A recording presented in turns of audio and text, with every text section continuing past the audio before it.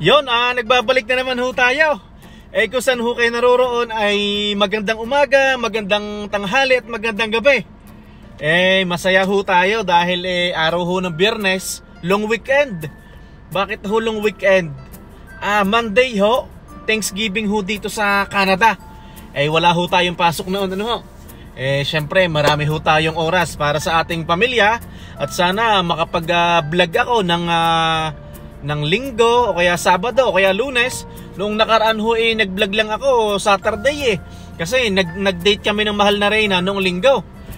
Ito, pauwi na ho ako ng bahay. Bali 3:30 ho dito ng hapon, Biyernes, dito ho sa Edmonton, Alberta, Canada. Syempre yun ho kasing Biyernes dito sa pinagtatrabahuhan ko bilang kusinero ay hindi ho busy.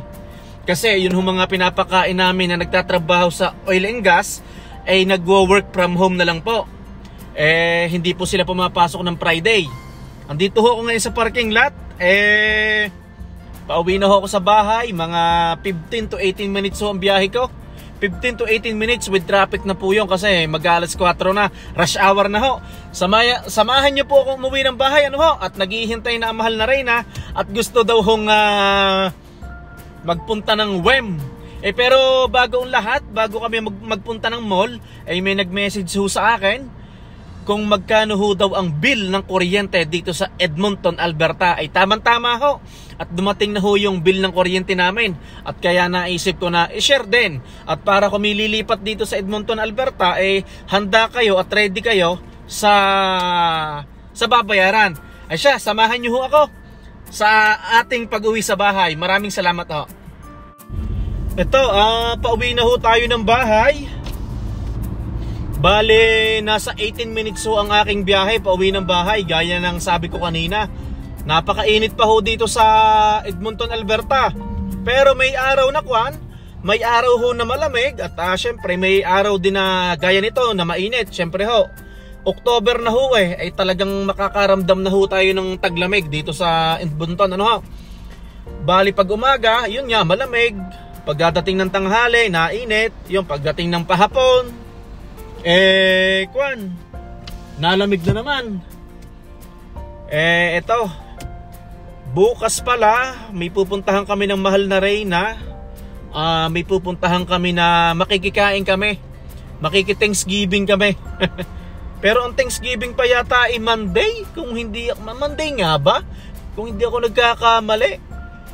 Yung kasing kaibigan ng mahal na Reyna, yung kaibigan namin, may bagong biling bahay, pupuntahan namin bukas. Sana makapag-vlog ako bukas. Sasabihin ko sa inyo kung magkano ang presyo. Brand new po yun, 2023 po. Napakaganda. Napuntahan ho namin noong last 2 weeks ago. Napakainit pa ho talaga dito ngayon.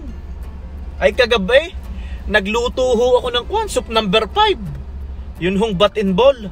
Talaga namang parang nasa Pilipinas lang. Parang nasa mga tabi lang ho ng highway.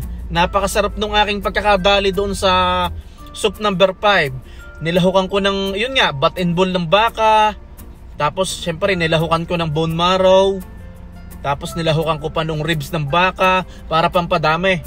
Napakasarap noong pagkakadali ko. Tapos nilagyan ko noong pampalasa. Bumili ako ng pampalasa doon sa TNT. Malapit sa hindi pala malapit. TNT Supermarket nasa West Edmonton. Sorry po. Busog pa ako sorry. Excuse me Bumili ho ako ng pampalasa doon sa West Edmonton Mall sa may TNT Supermarket. Yun hong binili kong pampalasa yung Vietnamese po, yung parang cubes. Napakasarap ng aking pagkakadali. Napakainit pa pagdating ko ho ng bahay, ipapakita ko ho yung bill ng aming ng kuryente, ng aming electricity, at para may idea ho kayo. Parang parang nasa 190. Nasa 190 ho yung aming binayaran. Dumating kami ng August 11 doon sa bahay. Pero syempre, for sure 1 month ang bracket noon 1 month dumating kami ng August 11. Pero makikita ho natin mamaya pag ho nasa bahay na tayo, ay pakikita ko sa screen at para ho kayo may idea. Ano ho? Ay ito, pauwi na ho tayo ng bahay. Ito sa banda rito wala pang traffic, pero pag na doon na, nadito ho ako sa Kwan. Ano bang imamap ko nga pala? Nasa na ba ako? Galing sa south po ako nagtatrabaho, south. Parang southeast yun eh. Southeast. Ay siya, kamusta ho kayo? Sana ho kayo Kwan, walang karamdaman, laging healthy. Yan.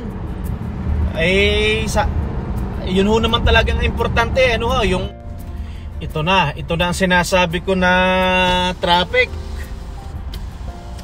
Pag ho mag-alas 4 ng hapon ay traffic. Kaya minsan ang biyahe ko inaabot ako ng mga 20 minutes. May nag-comment nga ho pala sa aking YouTube. Hindi ko pa ho nare-replyan. Pasensya na ho. Nagtatanong ho kung saan ho ako nagtatrabaho. Bali, nagtatrabaho ho ako bilang isang kusinero sa oil and gas. Hindi ko masabi kung anong company. Paki-PM na lang po ako sa Facebook. Ano ho? Hindi ko masabi po. Pasensya na po. At for privacy lang po. Ano po? Pero i-PM nyo na lang po ako sa Facebook. Ano ho? Ako po ay nagtatrabaho sa oil and gas. Ang pinakakain po namin ay nasa 150 to 200 na office worker. Bali, yung po mga office worker na yon ay bali yun nga po, empleyado sila ng oil and gas. Andun po yung mga accounting, yung mga engineer, mga ganon. Basta marami ho, marami hong empleyado doon. Bali, nasa cafeteria ho kami. Cafeteria ho. Bali, isa po ako dun sa lead cook. Yan. Bali, ako po yung main na kusinero doon. Ano ho? Sa mga nagtatanong lang po. Pag ganito hong Friday, hindi kami busy. Gaya nga nasabi ko kanina, wala masyadong napasok pag Friday kasi ang ginagawa nila work from home. Yan. Bali, ang ginagawa ko lang po na mga pagkain doon ay pang breakfast at saka pang lunch. Kasi yun nga po, office hours lang po yung oras namin doon. Sabado, Linggo wala akong pasok. Kaya nga ho yung aking mga kaibigan na iba ay nagtataka na kusinero ako pero walang pasok ng Sabado, Linggo. Kaya ko nga po tinanggap itong trabaho na ito. Kwan, medyo okay naman po ang sahod. Noon nga po ako nag-vlog sa nung ako nasa Labrador City pa. Parang ang caption ko yata, yung thumbnail ko, dating kusinero, nag-warehouse, dating line cook, lumipat ng warehouse. Yan.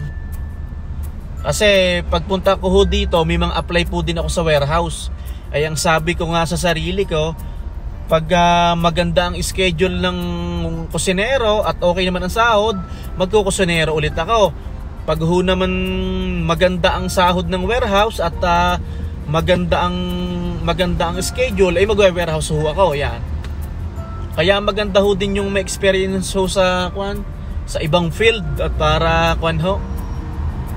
Siya, papatayin ko muna ho itong aking cellphone. Magkita-kita ho tayo sa bahay. Ano ho? At hindi ko dala itong aking charger ng cellphone. Magkita-kita ho tayo sa bahay. Salamat ho.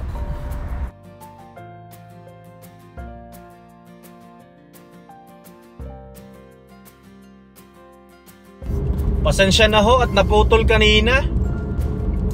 Medyo nag-aalanganin kanina ako at talagang minsan kailangan natin noong pag nagmamaneho, talagang mahaba lagi ang pise, ano ho?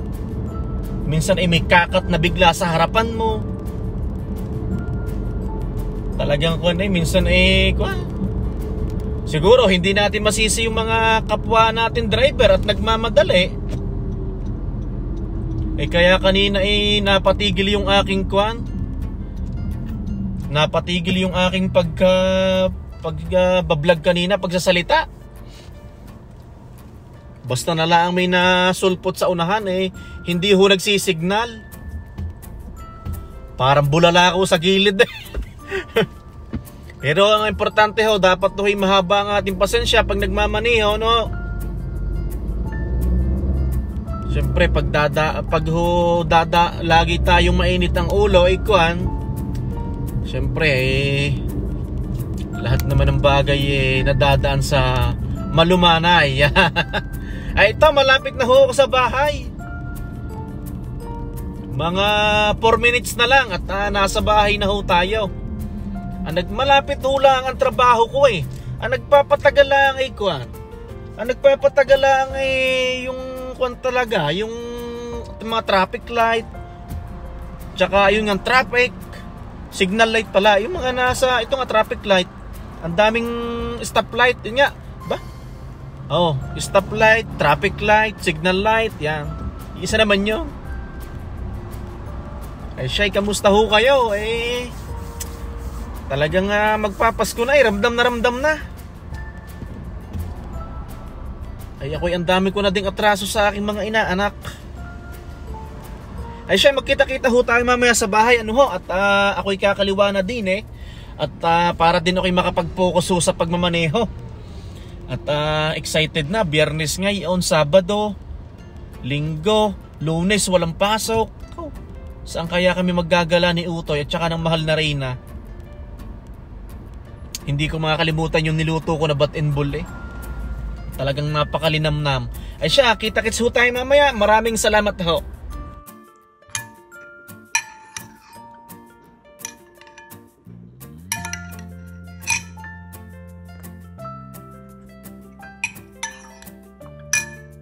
Ito, andito na ho ako sa bahay. Samahan nyo ho kaming kumain. Bale, ang ulam namin, yung ang ipinakita ko sa inyo kanina, yung bat and ball. Soup number 5. Tapos nilagyan ko ng kaunting buto-buto at para pamparami, wala ho si Utoy, nasa school pa. Pero ang sabi niya, papasyal daw ng mall, no? Nagagala na. Sige. Pinapayagan ko ho naman si Utoy na mamasyal sa mall. Basta ang usapan namin ay may limitasyon. Alam na ho ni Utoy kung anong ibig kong sabihin. Kasabay ko mahal na Reyna at kakain din daw siya. Hindi ho ako masyadong nakain sa trabaho at iba pa rin ho yung kain sa bahay. Tsaka yung syempre, excited ako umuwi at masarap ang aming ulam. Parang yung bat and ball. Papakita ko ho sa inyo, saglit lang. Yan ho ang bat and ball. Yan. Yan, bat and ball. Wala na ang ball. Ay, may mungo pa. Tapos yung may mga ribs ng baka. Mag-hi mo na, mahal na Reyna. Mag-hi mo na. Bago ho kami kumain, ipapakita ko ho sa inyo yung bill ng aming kuryente. Ito, ipapakita ko na po sa screen. Bali, ito ho yung exact amount. Amount due, 195.34. Tapos pay, anong ibig sabihin ng pay by? Pay by October 19, 2023. So dapat nabayaran. Due date yung October 19, 2023. So statement date September 29, 2023. So dumating tayo dito ng August 11. So ang bill na ito ay from August 11 to September 29, 2023. Yun ho. Sabi nung iba naming mga kaibigan dito, mura daw itong aming bill. May nagsasabi ho naman na mataas. So hindi ko ho malaman kasi bago ho lang kami dito sa Edmonton. Yun ho, matatagal na ho dito sa Edmonton, paki-comment na lang po sa inyo kung magkano bang electric bill nyo. Kami ho naman walang aircon dito at nagbubukas na lang ho kami ng bintana. Ito nga ho, 195.34 sa mga nagtatanong ho ng bill ho ng kuryente namin. Yan. 195.34. Atco Energy, ang pangalan ho ng aming, kung sa Meralco, sa Pilipinas, ito na may Atco, Pero maraming magkakalaban dito, hindi lang Atco, di ba? Hindi tayo lahat nag-Atco, hindi ko nila Atco. So itong ating binayaran, ito, may... Pwedeng mag-Atco, kaya lang Sabi, mahal nga daw. So, Okay. tinry kong mag-at. Ito naka-breakdown. Electricity charges, 76.74. Natural gas charge, 118.60. Ay, yung kasama yung natural gas, ano yun? Ba't ano to? Natural gas charges. Gas and electric yan. Nagamit ba tayo ng gas dito? Hindi ko alam.